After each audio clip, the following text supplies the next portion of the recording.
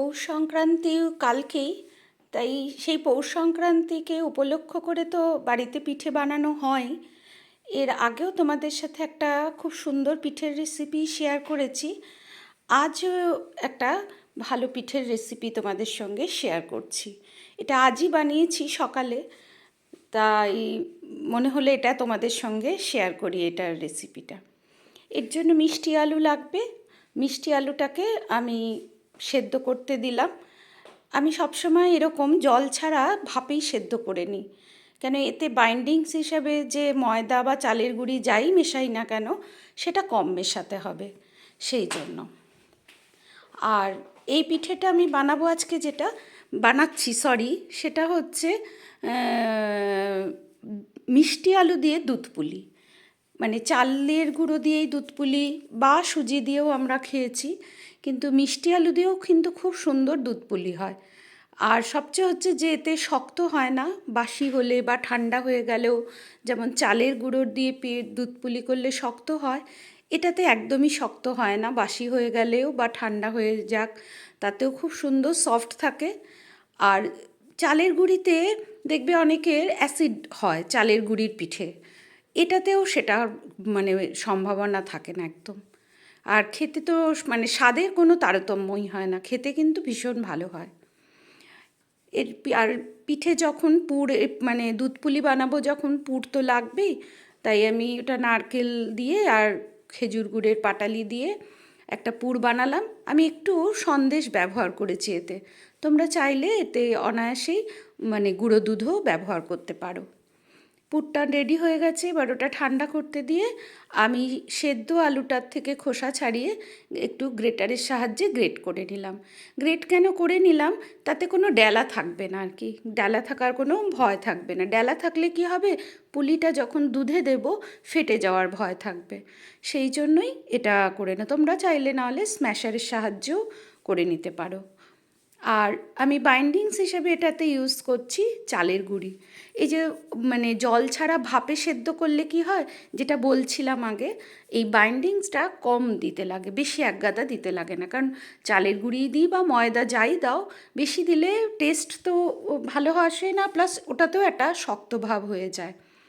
এই যেমন এই পরিমাণ আমি যে দুটো বড় আলু দিয়েছি, তাতে আমার 6 থেকে 7 টেবিল স্পুন মতন আমি চালের গুঁড়ি ব্যবহার করেছি।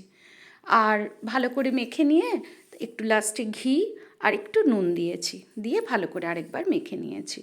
বেশ সুন্দর একটা সফট ডো হয়েছে। এবার ওটার থেকে পুলি বানাবো, ততক্ষণে আমি একটা কড়াইতে দুধ জাল দিতে বসিয়ে দিলাম। আমি 1 লিটার দুধ নিয়েছি এটার জন্য।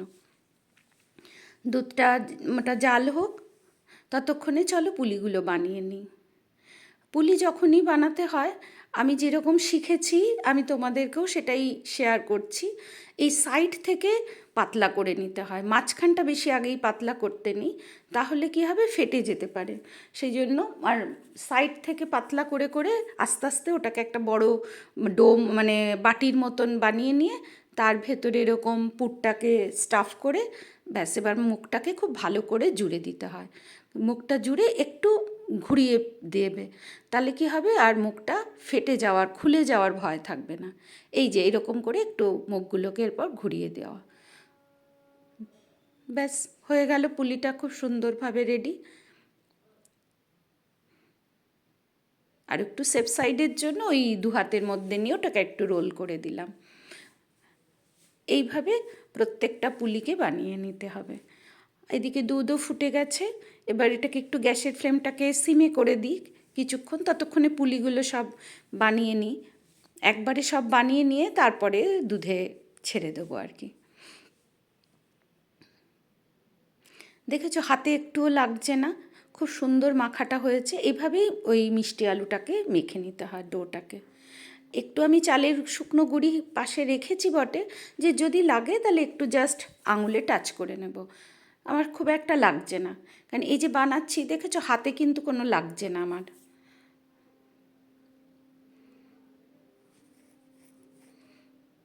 এইভাবে পুলিগুলো বানিয়ে নিতে হবে সবকটাকে।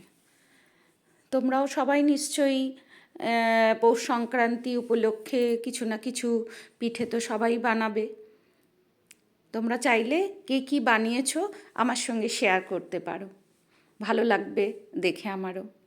আর এই মিষ্টি আলুর দুধ পুলি তোমরা যদি আগে কেউ না খেয়ে থাকো তাহলে অবশ্যই কিন্তু এবার ট্রাই করো, ভীষণ ভালো হয় খেতে। আর খুব সহজ, মানে কোনো খুব একটা দেখলে তো ঝামেলা কিন্তু নেই, খুব ঝটপট বানানো হয়ে যায়। আমি আজকে এটা বানিয়েছি, বানিয়ে ঠাকুরকেও ভোগ হিসাবে দিয়েছি। সব কটা পুলি আমার বানানো হয়ে গেল, নিয়ে এবার এগুলো দুধে ছেড়ে দেওয়ার পালা। দুধে এই যে ছেড়ে দেব, প্রথমে কী হবে, নিচে গিয়ে বসে যায়, তারপরে আস্তে আস্তে যেই মানে সেদ্ধটা ঠিক হবে যত, বুঝবে কী করে, উপরে ভেসে উঠবে সুন্দরভাবে। ব্যাস যেই উপরে ভেসে উঠবে আমি গ্যাসের ফ্লেম বন্ধ করে দেবো।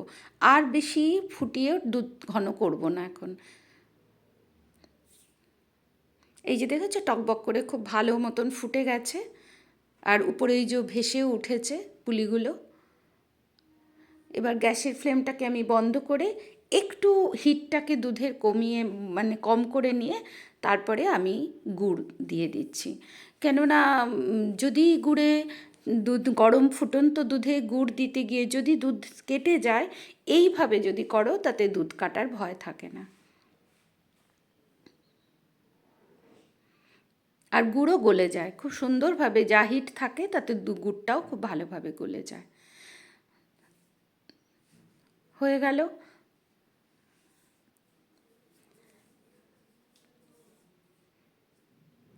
এবার এটা যেই গুড়টা গলে যাবে ভালো মতন, তাতে দুধটা আমার একটু ঘন হয়েও গিয়েছিলো, আর এই গুড়টা গললে আর একটু পাতলা হবে, যেটা হবে তাতে ঠিকঠাক থাকবে এর ঘনত্বটা আর কি।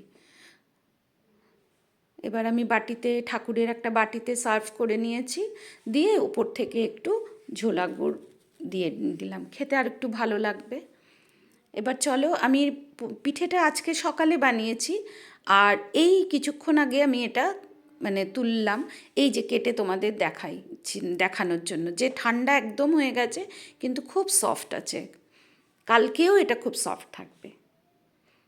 সবাইকে পৌষ সংক্রান্তির অনেক অনেক শুভেচ্ছা এবং ভালোবাসা।